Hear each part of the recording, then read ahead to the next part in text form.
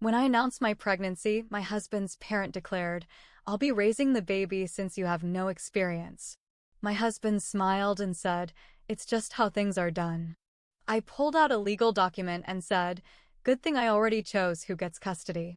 Their smirk disappeared as they read the paper in shock. When I found out I was pregnant, I was thrilled. My husband, Mark, and I had been trying for a while, and finally it happened. We lived in a quiet suburb of Chicago, close to his parents, Susan and Robert. I thought they'd be excited about the news. One Sunday, we invited them over for dinner. After the meal, I took a deep breath and said, "Mark and I have some news. We're expecting a baby." Susan's fork clattered onto her plate. She looked at me, then at Mark.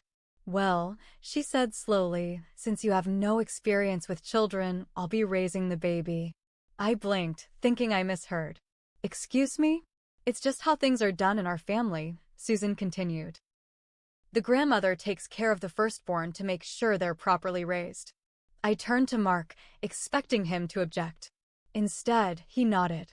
"Mom's right," he said. "It's our tradition." I felt a surge of anger and disbelief. "I appreciate your concern," I said, trying to keep my voice steady. "But Mark and I are the parents. We'll be raising our child." Susan's lips pressed into a thin line. "You don't know what you're doing. It's better this way." I took a deep breath. "Actually," I said, reaching into a drawer and pulling out a folder, "I've already made arrangements regarding custody." I placed the document on the table. Susan's eyes narrowed as she picked it up. "What is this?" "It's a legal document," I replied. "It outlines that, in the event something happens to me, my sister Rachel will be the legal guardian." Susan's face turned red. "You can't do this." "We're the grandparents. We have rights." "In Illinois, grandparents' rights are limited," I said calmly.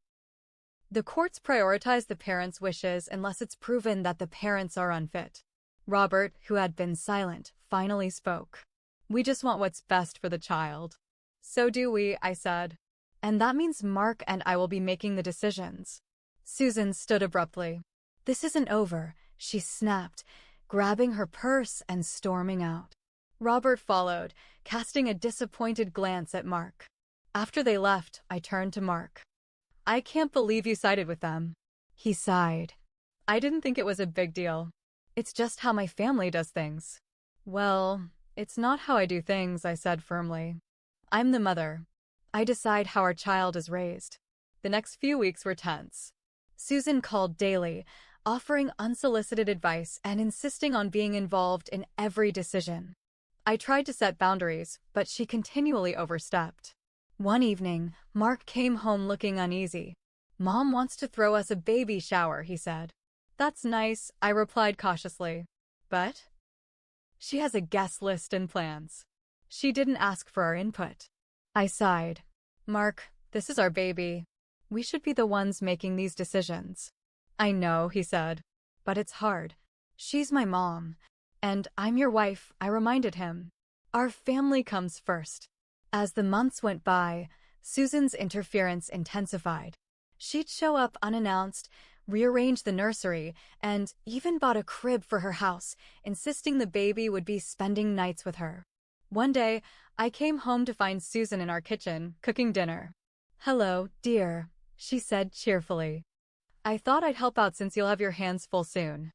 I clenched my fists, trying to remain calm. "Susan, we've talked about this. You can't keep coming over uninvited." "I'm just trying to help," she said innocently. "I appreciate that," I said, "but I need space." "We need space." She huffed. "Fine. I can see when I'm not wanted." She grabbed her purse and stormed out. That night, Mark and I had a serious conversation. "Mark, this can't continue," I said. "Your mother is overstepping every boundary." "I know," he admitted. "But what can we do?" "We need to set firm boundaries," I said. "And you need to back me up."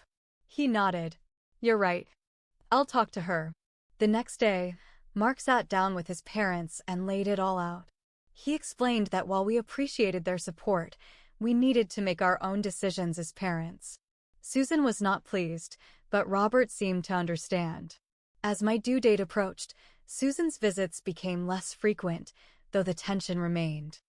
I focused on preparing for our baby's arrival, leaning on my sister and friends for support. Finally, the day came. After hours of labor, we welcomed our beautiful daughter, Lily, into the world. Holding her in my arms, I felt an overwhelming sense of love and protectiveness.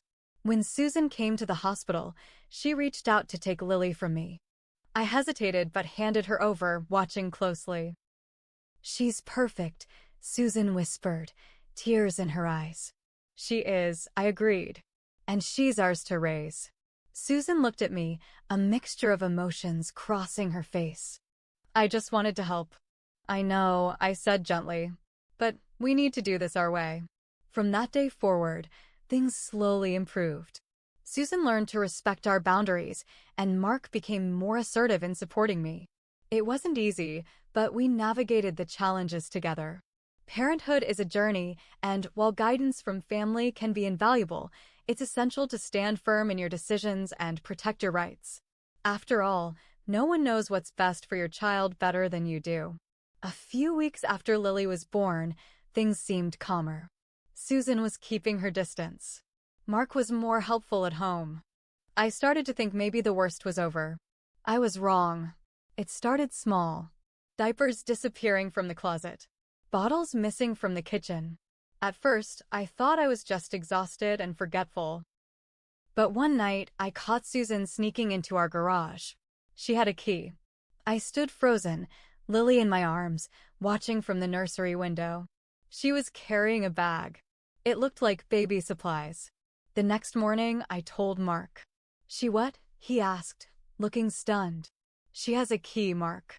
She's been coming into the house when we're not here." He rubbed his face. "She must think she's helping." "No," I snapped. "She's crossing every line." Again. Mark didn't say much after that. He just nodded. That scared me more than anything. He wasn't shocked. He wasn't mad. He was just quiet. I changed the locks the next day. That afternoon, Susan showed up banging on the front door. "You locked me out," she yelled. "Yes," I said. "You were coming in without permission." "I was checking on the baby." "That's not your job," I said. "You're not the mother." Mark came home and saw us mid-argument. Susan turned to him, teary-eyed. "She's shutting me out of my grandchild's life."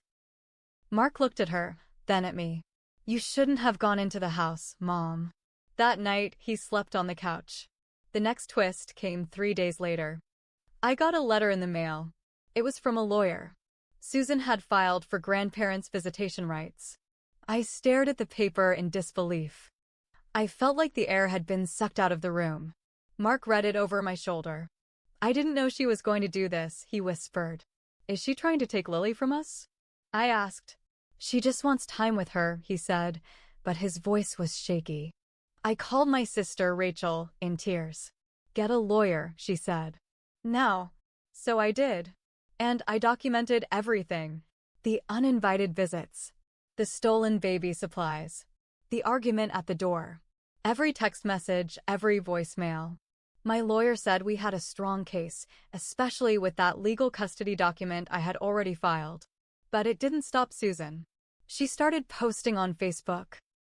Long, dramatic posts about how I was keeping a grandmother from her only grandchild.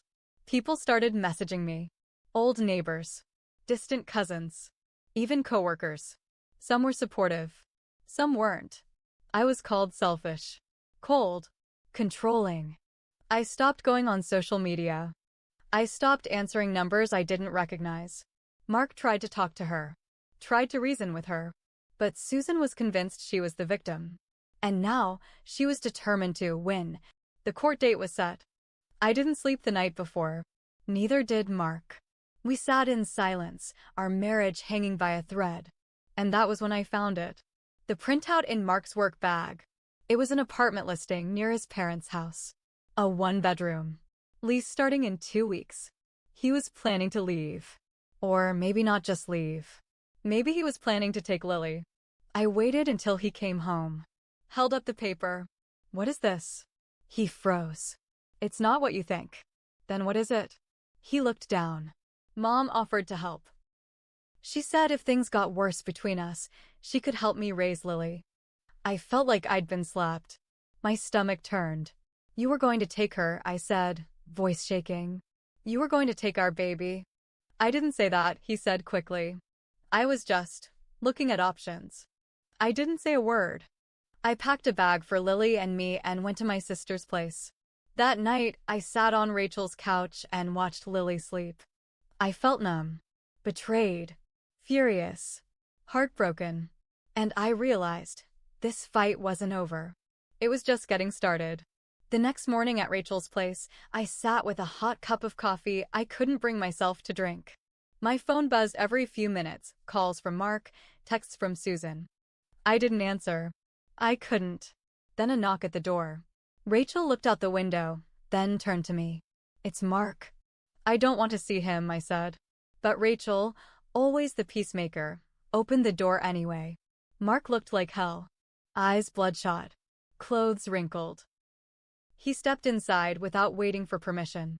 I need to explain, he said, looking at me, not Rachel. Then talk, I said. But I'm not bringing Lily into this. She's my daughter too, he snapped. And you were planning to take her, I said, standing up. You don't get to play the victim now. Mark took a deep breath. I wasn't going to take her. I swear. That apartment? Mom pushed me into it. Said it'd be good to have a place nearby in case things fell apart. I didn't sign anything. Why didn't you tell me? I didn't know how. I felt stuck. Between you and her.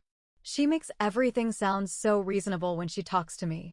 Like she's just trying to help. She's manipulating you, Mark, I said. And you're letting her. He sat down heavily.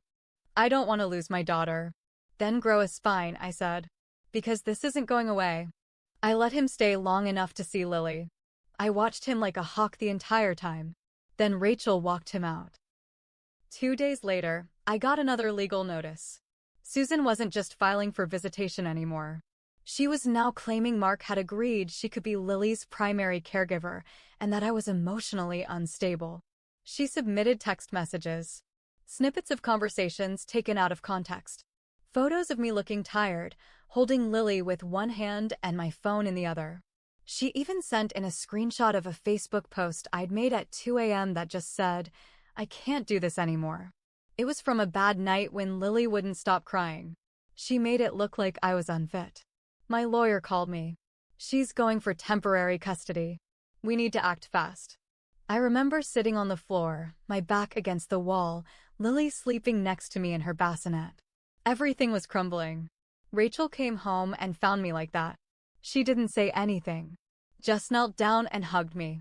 That night, I decided something. If Susan wanted a war, I'd give her one. I dug into everything. Every email, every voicemail, every comment she'd ever made about taking the baby. I printed the photo of her trying to unlock our door after I'd changed the locks. I got character statements from neighbors who saw her yelling at me outside our house. Even the daycare manager had seen Susan show up once, just to check, before Lily was even enrolled.